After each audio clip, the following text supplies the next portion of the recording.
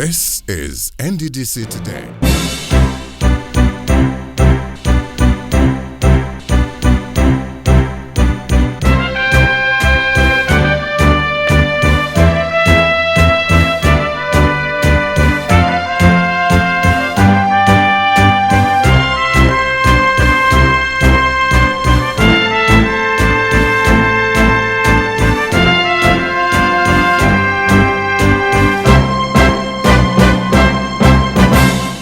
Hello, good evening. Nice you could join us. Now, the Niger Delta is a very interesting place.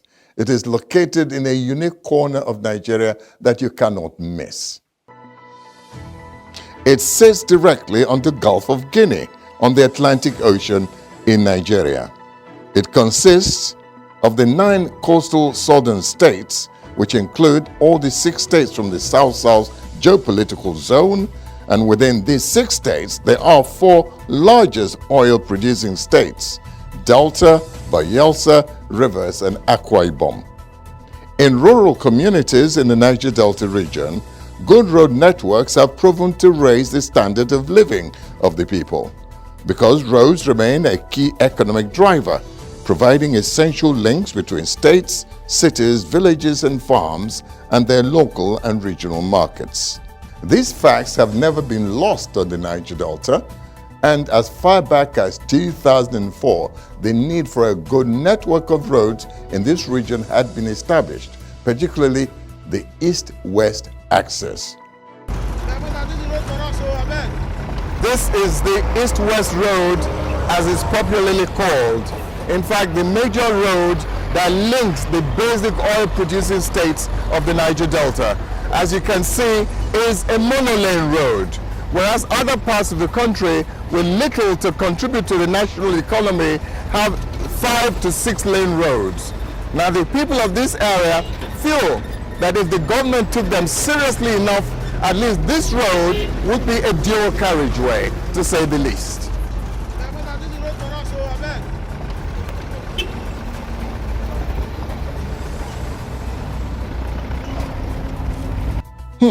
That was in 2004, as you could see, 16 whole years ago. The need for a coastal highway linking all the major oil-producing states had even at that time been established. The contract for the dualization of the East-West Road was awarded in 2006 by the then administration of President Olusegun Obasanjo. This was sequel to several years of agitation by Niger Deltans, who had pleaded to successive administrations in the country for the dualization of this major highway, which connects the big 4 oil-producing states in Nigeria, namely Delta, Bayelsa, Rivers, and Akwa Ibom states. These agitations had stemmed from a series of fatalities recorded on this single-lane road. The non-dualization of the highway had sparked a series of protests in the Niger Delta prior to the transition to civil rule in 1999. The delivery date for the completion of the project was 2010. 14 years down the line, the dualization of this important regional project, the only superhighway in the Niger Delta, which stretches from Warri in Delta State to Oron in Akwa Ibom State, is still work in progress. In 2008, the contract was transferred from the Ministry of Works to the Ministry of Niger Delta Affairs by the late President Musa Yar'Adua's administration for all necessary payments, supervision, as well as monitoring up to its completion. In the last 5 years of President Muhammadu Buhari's administration, the East-West Road dualization project is still ongoing, and the Nddc, as a major stakeholder in the region, has had to intervene, sometimes by way of remedial work on some failed sections of the road. Commuters plying this superhighway and some notable stakeholders in the region have expressed their concerns and worries about the delay, which has bedeviled the completion of the project. More worrisome to drivers and passengers who use this road daily is the untold hardship they suffer before arriving at their destination. Indeed, some sections of the road can best be described as a traveler's nightmare with death traps for motorists. Drivers have to meander through several bad spots on the road to avoid serious damage to their vehicles. And not all of them are lucky all the time. Some spots are just impassable and have resulted in the breakdown of vehicles. On daily occurrence, we've been recording accidents on this way. Tanker killing people and fire being exploded from it. The Nkpolu-Emoha axis of the road in Rivers State, as well as the Mbiama section in Bayelsa State, are other bad spots where motorists spend several hours in traffic jams because of bad spots. In the morning when we are going to Port Harcourt, we stay almost 4 hours in this road. Now we are coming, look at one and just coming back. You understand? To go to Port Harcourt, almost 45 minutes, but this road we use almost 4 hours. They're able to do something. Please. To stop further delay to the completion of this project, President Muhammadu Buhari in 2018 accepted the recommendation that the funding of the East-West Road project be transferred to the Presidential Infrastructure Development Fund under the Nigerian Sovereign Investment Authority and under the watch of the Minister of Niger Delta Affairs, Senator Godswill Akpabio. Consequently, the sum of 20 billion naira was released from the Nigerian Sovereign Investment Authority to rehabilitate sections 1 to 4 of the East-West Road. Thereafter, Senator Akpabio summoned a meeting of the Nigerian Sovereign Investment Authority and the contractors handling the project to facilitate payment and resumption of work on the road. We expect a very high quality job from you, no cutting of corners, so that we can deliver not just on time, but we can deliver quality infrastructure that will last the test of time. Based on the directions given to us by His Honorable Minister Akpabio, we have initiated the repair works of all these sections spanning from here after Mbiama Bridge to few kilometers in front.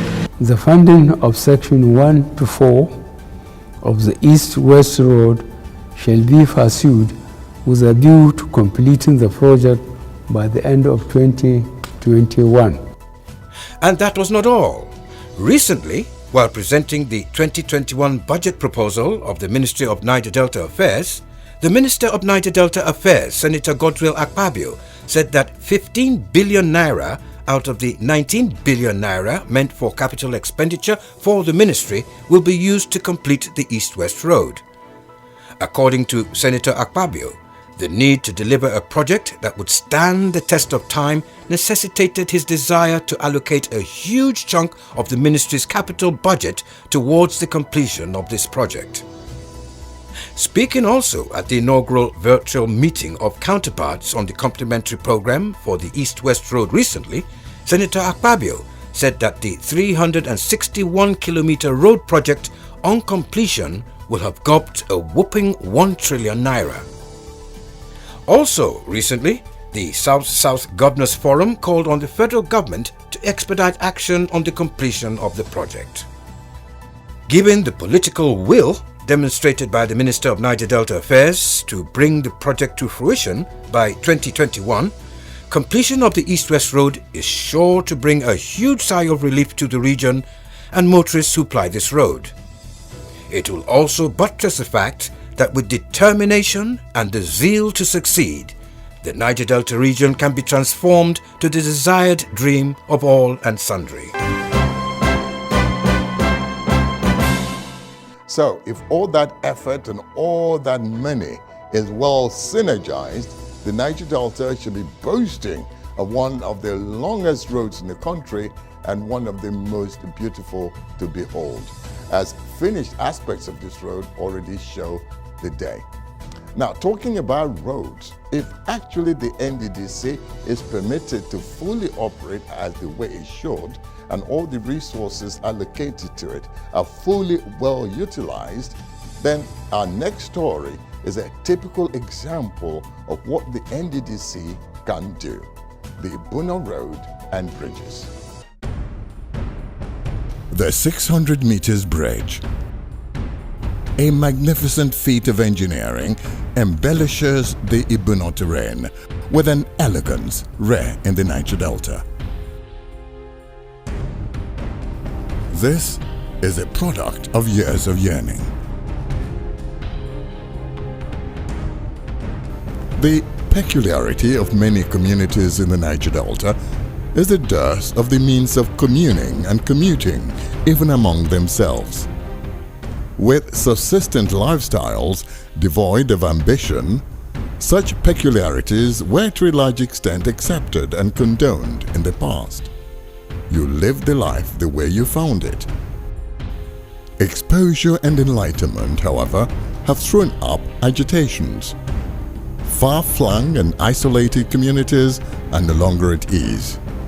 The yearning for integration and a more active participation in the national economic life for a better life is now overpowering.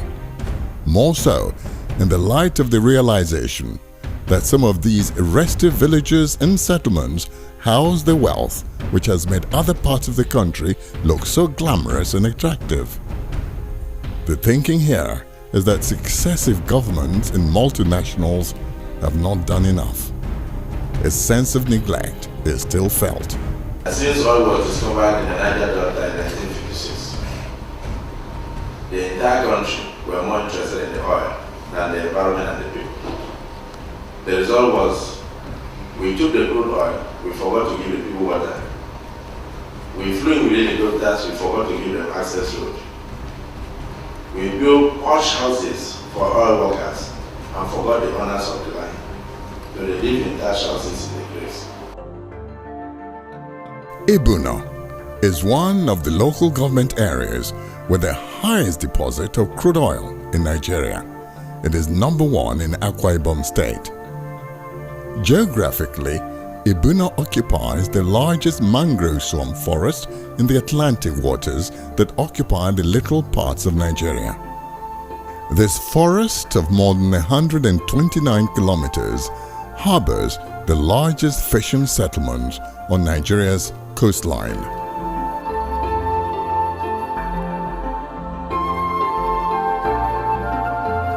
Over the years, the socio-economic potentials of the people living within and across the communities that dot the creeks of this Kwa Ibo River has been limited by forces of underdevelopment, to say the least. Linking with kith and kin and other parts of the state has been a problem for decades. The aquatic terrain which they find themselves in pose serious challenges. Movement of persons and goods by canoes and motorized boats have their limitations, even to those who can afford their cost.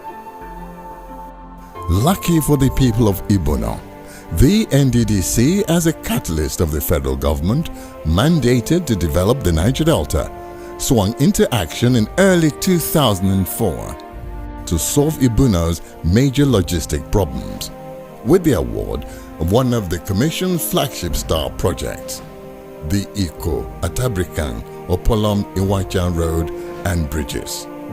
The mangrove debacle must be finally breached.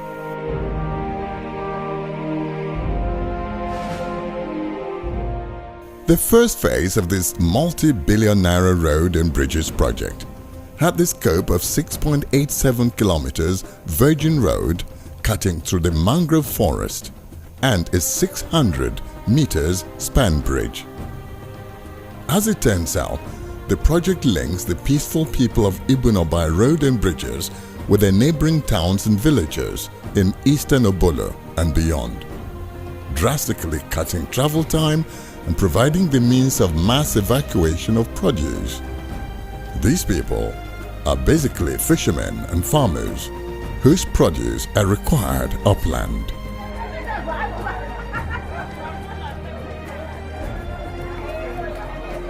To underscore the importance of the project to the people of Ibuno, Akwa Ibom State and the nation at large, the board of the Nddc proved their determination and invited the then sitting president Olusegun Obasanjo, GCFR, to the water shores of Ibuno for the project's groundbreaking and flag off.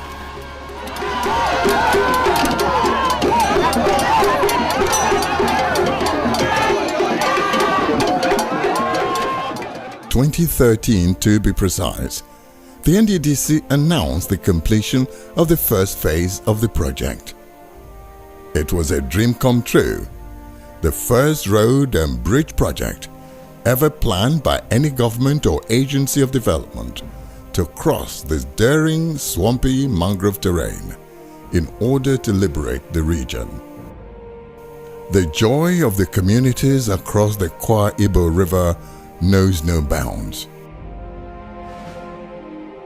I believe even my youths, they're always thanking God. Thank God it is in our own time that the federal government has been able to remember us like this. We thank Nddc too much. We thank them very, very too much because they have made us to get road and they have made us to be happy also. This bridge and roads have brought a new lease of life to all the coastal communities around Ibuno. The economy and the social life of the people has just taken a sudden leap. The new access road is now stretching the communities far into the mangrove swamp. New buildings are on the rise on the project main alignment, thereby giving land speculators in the communities new business deals. Before, land was very cheap because nobody come in here, but now people begin to come this side and buy land. Before, the land was 100,000 naira, but now land don't cost up to 500 to 1 million. Nkoro Tip. This community is one of the direct beneficiaries of the Ibuno Road and Bridges project. The bridge terminates at the entrance of the village that was once known as Nkorotip Town. But with the coming of the road and bridge, the name Nkorotip Town is now Nkorotip City. The economic livelihood of the people here is basically fishing. Life here, like in any other villages and fishing settlements around, now breathes a sigh of relief, as locals can now access markets in major villages and towns upland without hassles. I was a teacher, but now I am a fisherman. Before this bridge, no come with a paddle for hand. They suffer too much, but as this bridge come, now motor can carry me to port to sell my fish, can carry me anywhere to Aba, to anywhere I want to go. So this bridge is too much for us at Nkorotip City. Without roads and bridges, coastal communities can hardly get the desired development. Until the completion of the Nddc Road and Bridges project, secondary education here in Nkorotip was a dream that never came to pass. Only children of those that could afford the cost of boat transportation to cross over the Kwa Ibo River to Ibuno without minding its anticipated hazards could get secondary education. This challenge forced many to abandon their academic pursuits and terminate them at the primary level, which is the highest level of education in Nkorotip until today. Today, all students seeking secondary education can now leave Nkorotip to Atabrikan in less than 15 minutes on motorbike for those who can afford the fare. Others choose to walk through the bridge on foot. The same journey that took approximately an hour before now. In our community, we have only primary school and nursery school. We don't have secondary. That's why we are crossing the water to go to secondary school at Iwochang. I'm schooling at secondary grammar school, Iwochang. And it was so difficult to us students. And the bridge now coming, and it's very easily for us. Even thank God for what He's done to us. In spite of tight budget constraints facing the Nddc over the years, the Commission has kept her promise to deliver the Phase 2 segment of the Ibuno-Iwaichan Road and Bridges project in no distant future.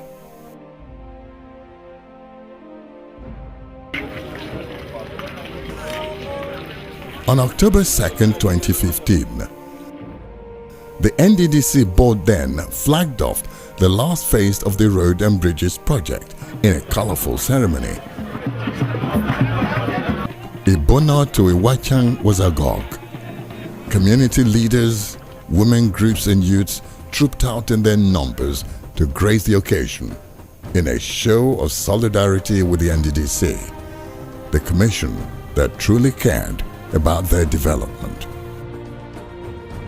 The troubles and challenges any contractor must pass through to conquer the mangrove swamp to deliver a standard motorable road and bridges as seen in phase 1 of the project can only be explained by those with the experience.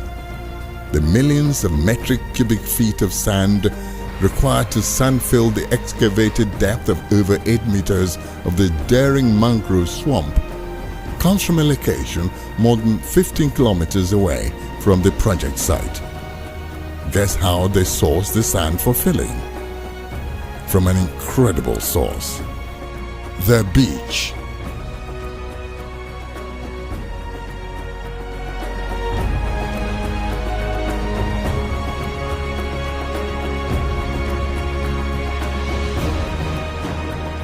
These successes, which the Commission recorded in the first phase of this mega project, are there for everyone to see.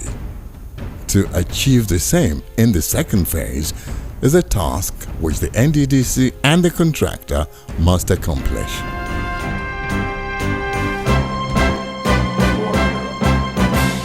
It was quite exciting doing that story some years ago.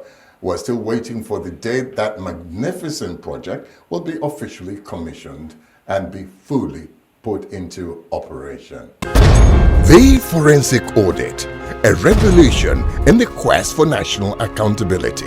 The amount of money which the federal government is religiously allocating to Nddc, we would like to see the results on the ground, and those that are responsible for that, I think, will eventually be asked to explain certain issues. The Nddc opens itself up for public financial scrutiny. The forensic audit to all intents and purposes should be seen by all and sundry as the opportunity to assess our behaviors, our performances, our attitudes in the region. It is definitely not a wish hunt. Every penny, where it went, how it went, to whom it went, all will be laid bare. If the forensic audit is allowed to continue to its very end, it's going to unearth all this rape of our people, and all those ideally should be brought to book. In 19 years of its operations, its different projects, their impacts or non-impacts, the driving forces behind them, their justification, all will be laid bare. And what brought the IMC? Actually, is the forensic audit. All the books are now open.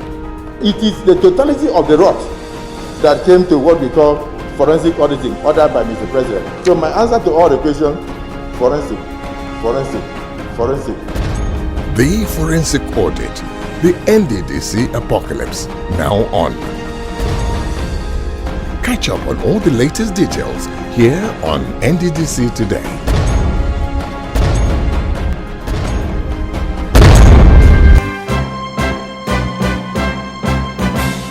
As we promised you, we'll be here to keep you up to date as to how the forensic audit is going on in the Nddc, as all the agents have now gone into the different states doing their job. Well, a group of promising people recently came calling at the headquarters of the Nddc. They were the Eche American Foundation, USA.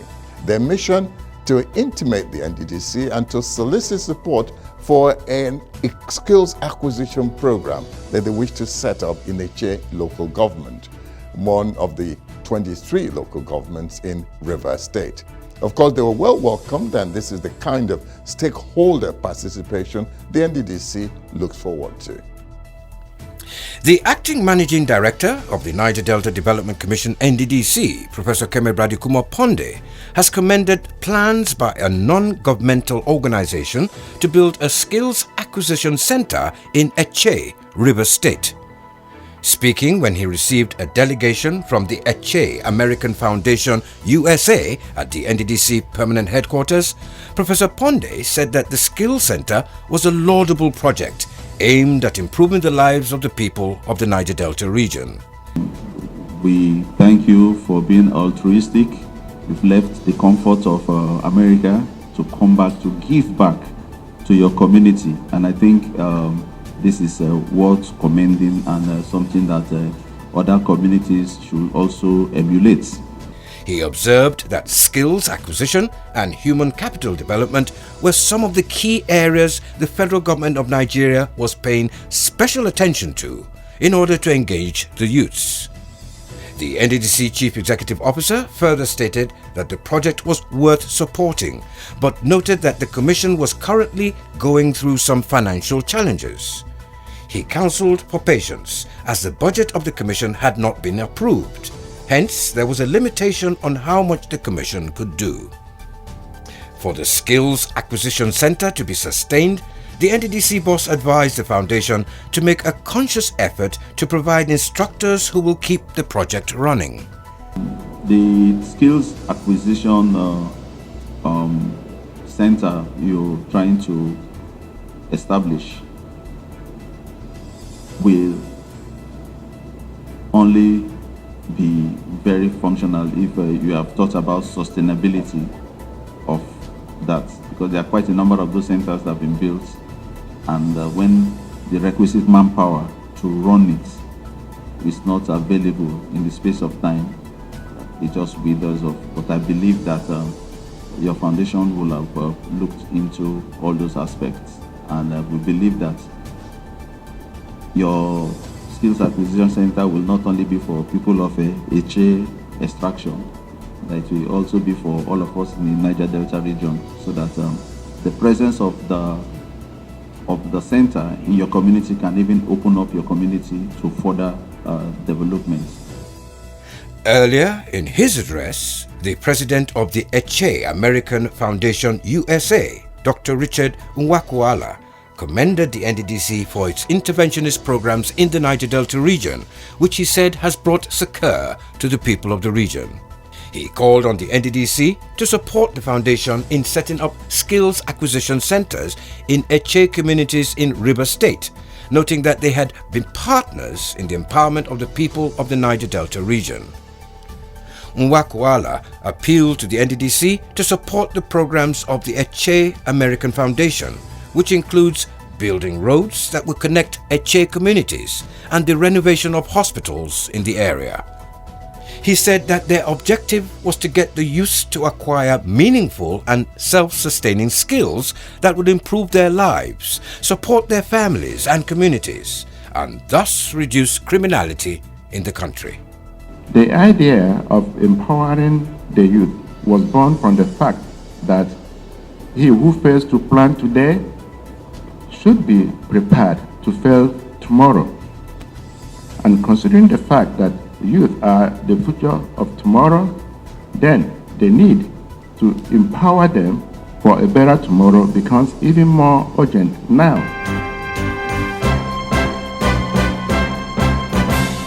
So one would say a big thank you to the Eche American Foundation USA for this initiative, because increasingly youths in the Niger Delta are finding out that white-collar jobs are not there at all. And even where they are, there is no security. And skills acquisition, skills acquired by young people at this stage can actually help them more economically for themselves and for the future of the Niger Delta. So thank you, Eche American Foundation USA. And more people like this who would come to cooperate with the Nddc to develop the Niger Delta are needed every day. What are you waiting for? Thank you so much for joining us. We'll see you same time next week.